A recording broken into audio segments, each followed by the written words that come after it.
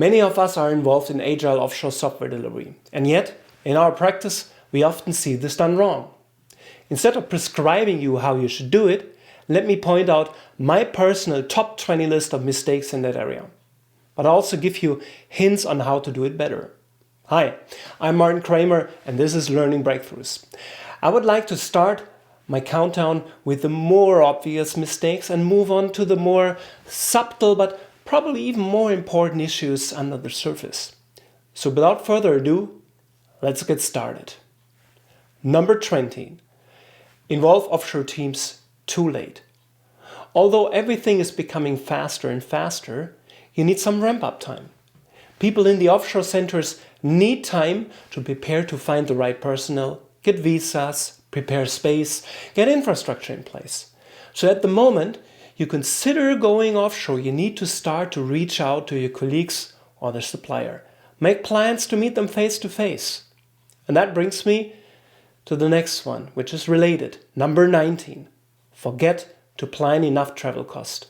Yes, I know. We can do a lot with modern technology and video conferencing. But there's still a social component. And at the time I'm recording this video, at the end of 2020, we are starting to understand that without any social face-to-face interaction in the real world, something important is missing. We all have learned a lot in the corona crisis. So it can be less travel than before the pandemic, but you still need to plan for a considerable amount of travel in each direction. Number 18. Forget to invest into communication infrastructure. I've done years of offshore communication via phone only. Yeah, and that works somehow.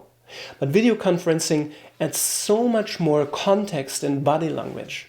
So plan for the bandwidth required to have smooth video conferencing in your office and also at home. And that's not all. We also need a large toolbox of collaboration tools for chat, file sharing, whiteboards, Kanban boards, agile project management tools, pairing tools, apps like Trello, Jira, Mural, Slack. And some of these tools and video conferences are blocked by some companies, or some firewalls need to be opened. If you don't get the developer experience right, performance will suffer. So you need to get it right, and right from the beginning. Number 17. Neglect the time zone difference or cultural norm when scheduling ceremonies. With different time zones, we don't have the full working day available to schedule meetings and ceremonies. So agree with your offshore team when it's the best time to have the required agile ceremonies. Well, that's obvious, right? But even within the same time zone, there might be cultural norms you need to consider. An example. In Germany, lunch break is at noon. In Spain, it's different. From my experience, people in Madrid or Barcelona like to take lunch breaks from around 2 p.m. on. Number 16. In communications, forget to level the playing field. What do I mean by that?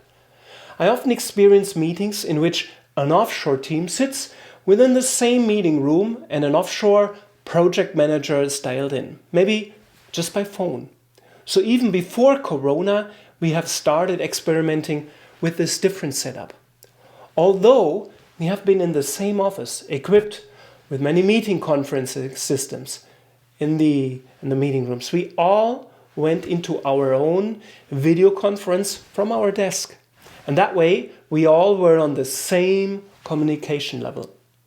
While we might have lost some communication bandwidth for the people within the same office, we helped the communication towards the offshore team a lot. Number 15. Treat all offshore locations as offshore.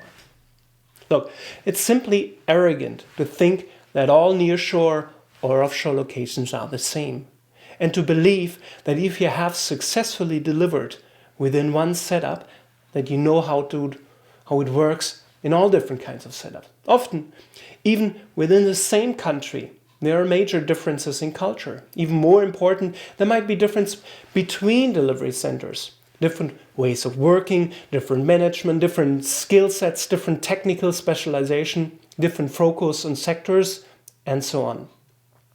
With that, let's move over to the delivery model. Number 14, missing alignment on the delivery model. Nearshore and offshore software delivery is simply different to having all people co-located in one place. Even though your company or supplier might have invested a lot into similar ways of working, similar mindset, a consistent company culture and consistent values, you need to bring the delivery model onto the table. Don't make assumptions and be explicit. Being co-located, different ways of working quickly become apparent, but being separate makes it more likely to have a different understanding for who's responsible for what, as an example. So make no assumptions and remain curious and open-minded. Number 13, trying to enforce the same working mode for all teams. Even in co-located engagements, different teams have different ways of working. They might want to use different tools or even different tech stacks. When working in different geographies, these differences can become even larger. So don't try to enforce the exact way of working from one location onto the other location. Give the teams the freedom to choose the tools and working environments they prefer. Microservices are a great way to allow independent working modes and even different tech stacks. But a word of caution, microservices do require some prerequisites like provisioning, basic monitoring, rapid application development and deployment, and a DevOps culture. Moreover, don't go overboard with that. Deliberately set guardrails for elements that must be kept equal in all locations. Number 12, use the one-size-fits-all delivery model. There is no such thing as a one-size-fits-all delivery model. Sometimes it's best to have all team members in one location. In other instances, team members are distributed. Sometimes there's a very thin offshore layer. In other times, we need to make sure to have offshore coordinators located onshore to bridge communication gaps. It really depends on your environment, the maturity of people involved on both sides. So don't involve your offshore contacts. So involve your offshore contact from the start to set up the right model for your engagement, and then quickly change it and adapt it if required. Number 11, go distributed with the wrong engagement. Not every engagement is a good fit for distributed delivery. Number 11, go distributed with the wrong engagement. Not every engagement is a good fit for distributed setup. For example, if the engagement is too small, you might lose too much in communication and setup overhead. Or the setup requires hardware or prototypes which are not available on both sides. In these cases, you might want to choose a different engagement to go distributed, or contact somebody who has done this kind of setup before. Number 10, assign the wrong work to the offshore team. Not all work is equal. And while offshore team should be able to do the same work as onshore teams, there are differences in the initiatives, epics, or stories to be built. So deliberately take a decision on which work goes where. Some criteria that goes into that decision are size of the work, stability of requirements, level of understanding, or availability of teams. Number 9, forget to extend the role model. You know how agile delivery works and you want to go offshore? Remember that you need to amend your working model. Quite likely, you will need to add roles, like offshore coordinator or an onshore coordinator. Number 8, deny the language differences. In many countries in Europe or South America, for instance, English is not the mother language. The same might be true for the folks in the offshore location. Many people in India learn English very early, as soon as in kindergarten. It has been eye-opening for me to see how the young kids of one of our Indian project managers started to talk in perfect English with my German kids, the same age, but they did not understand a word they said. Nevertheless, Indian English has its own accent, and there are also accent and missing language skills on the onshore part. So, to make a long story short, you need to test how the communication in English works for both sides. From my experience, you get used to each other, and it's a great learning experience, but it remains a challenge, and you should not deny that. Number 8, not understanding political and cultural differences across the locations. Even though we live in a globalized world and use similar technologies and converging lifestyles, the culture backgrounds and norms might still be different. And that's true for nearshore centers and even more for offshore centers. While you quickly get used to the Indian head wobble, for instance, the impact of political and cultural norms can be enormous. Just consider the Great Firewall in China and its impact on the technical setup required. Related to that is mistake number 6. Forget relationship building. In some countries, business people have a tendency to focus on transactions. In other countries, the relationship is very important. If your social background is more towards a transactional way of working and you deal with people who value relationship, you may get yourself into troubles that you might not even understand.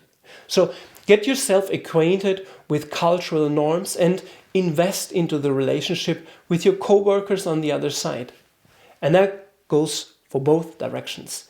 Usually, offshore engagements are longer running, so any investment into relationship is usually worthwhile. Number 5, no direct access to users and customers. Sometimes developers and business analysts in the offshore delivery centers don't have direct access to users of the products they develop, so they need to rely on product owners.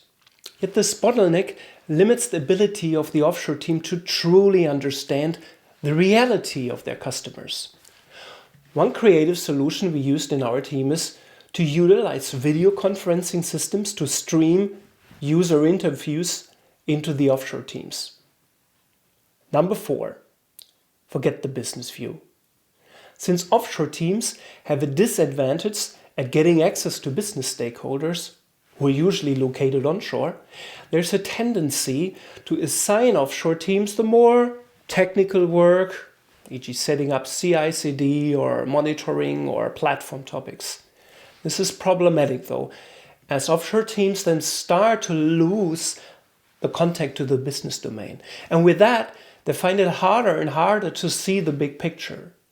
That brings me to mistake number 3. Forget to create the big picture for offshore teams. Self-organizing autonomous teams need to have the big picture. POs, BAs, XDs and developers need to have a good understanding of the overall product strategy in order to make priority decisions.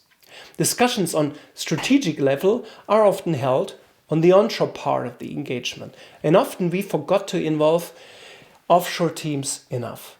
Thus, they start to lose the big picture, and that can result in confusion, which again leads to a loss of motivation. So overall, make sure that offshore teams get enough business work and have the possibility to see the big picture in order to keep up a good sense of the business realities. Number 2, offshore teams not on an eye-to-eye level. One of the biggest mistakes I've often witnessed is to treat people on the offshore side as less qualified. In Germany, we have a term for that is verlängerte Werkbank. I believe in English it's called extended workbench or contract manufacturer. In this model, we look at the offshore location as a contractor who should perform the work as the hiring firm instructs them. Often, simple work is moved to offshore locations, e.g. some simple tests, or only technical stuff, or only a certain function, and not work in cross-functional teams. From our experience, this is fundamentally wrong. we have highly skilled people in the nearshore and offshore locations. Often, the development centers have more and sometimes even better skilled people available when compared to onshore locations. So it only makes sense to treat people on the other side on an eye-to-eye level and give them the same type of work. Okay, let's not forget mistake number 13.